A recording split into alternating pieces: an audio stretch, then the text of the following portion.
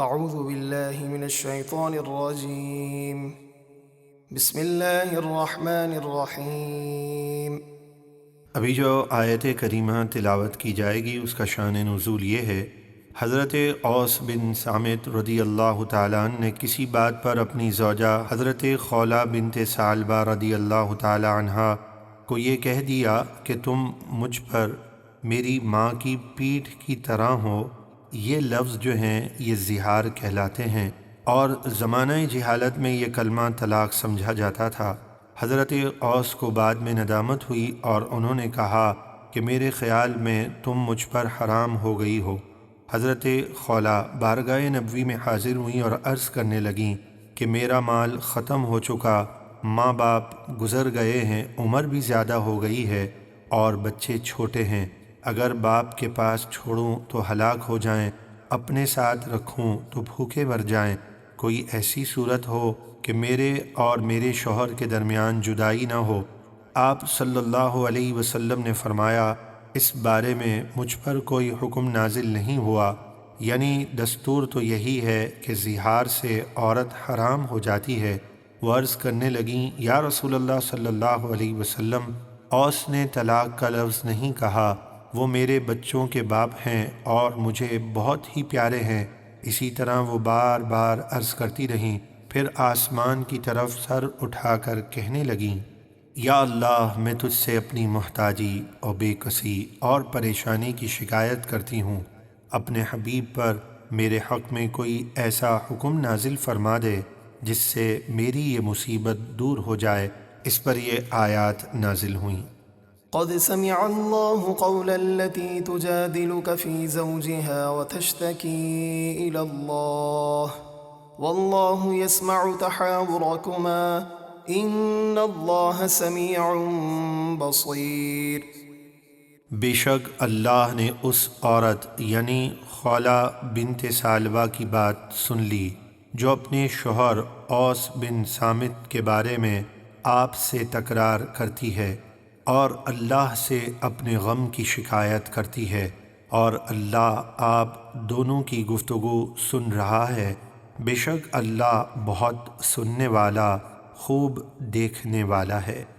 الذين يظاهرون منكم من نسائهم ما هن أمهاتهم إن أمهاتهم إلا اللائي ولدنهم وَإِنَّهُمْ لَيَقُولُونَ مُنكَرًا مِّنَ الْقَوْلِ وَزُورًا وَإِنَّ اللَّهَ لَعَفُوٌّ غَفُورٌ۔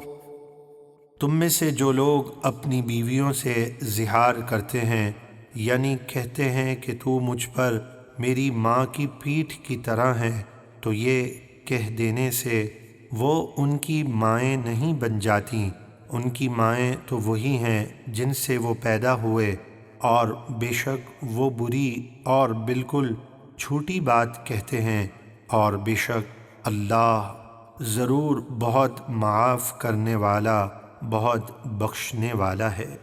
والذين يظاهرون من نسائهم ثم يعودون لما قالوا فتحرير رقبة من قبل أن يتماسا ذلكم توعظون به والله بما تعملون خبير۔ اور جو لوگ اپنی بیویوں سے زہار کر بیٹھے پھر وہ اپنی کہی ہوئی بات سے لوٹنا چاہیں تو اس کا کفارہ ایک دوسرے کو چھونے سے پہلے ایک غلام آزاد کرنا ہے۔ یہ وہ حکم ہے جس کی تمہیں نصیحت کی جاتی ہے، اور اللہ تمہارے سب کاموں سے خوب خبردار ہے۔ فمن لم يجد فصيام شهرين متتابعين من قبل أن يتماسا فمن لم يستطع فإطعام 60 مسكينا ذلك لتؤمنوا بالله ورسوله وتلك حدود الله وللكافرين عذاب أليم۔ پھر جو غلام نہ پائے تو اس کے لیے زہار کا کفارہ ایک دوسرے کو چھونے سے پہلے 2 ماہ کے لگاتار روزے رکھنا ہے۔ پھر جسے روزے رکھنے کی بھی طاقت نہ ہو تو اس کے لیے زہار کا کفارہ 60 مسکینوں کو پیٹ بھر کر کھانا کھلانا ہے۔ یہ حکم اس لیے ہے تاکہ تم اللہ اور اس کے رسول پر ایمان رکھو، اور یہ اللہ کی حدیں ہیں اور کافروں کے لیے دردناک عذاب ہے۔ ان الذين يحادون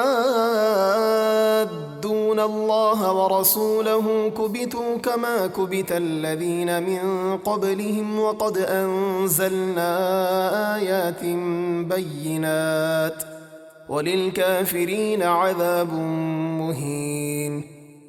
بے شک جو لوگ اللہ اور اس کے رسول کی مخالفت کرتے ہیں وہ دنیا اور آخرت میں ذلیل کیے جائیں گے، جیسے ان سے پہلے مخالفت کرنے والے لوگ ذلیل کیے گئے، اور بے شک ہم نے اپنے رسول پر روشن آیتیں نازل فرمائیں اور کافروں کے لیے ذلیل کرنے والا عذاب ہے۔ يوم يبعثهم الله جميعا فينبئهم بما عملوا احصاه الله ونسوه والله على كل شيء شهيد۔ جس دن اللہ ان سب کو دوبارہ زندہ کر کے اٹھائے گا، پھر انہیں ان کے کاموں کی خبر دے گا۔ اللہ نے ان کے سارے کاموں کو گن رکھا ہے اور وہ انہیں بھول چکے ہیں، اور اللہ ہر چیز پر گواہ ہے۔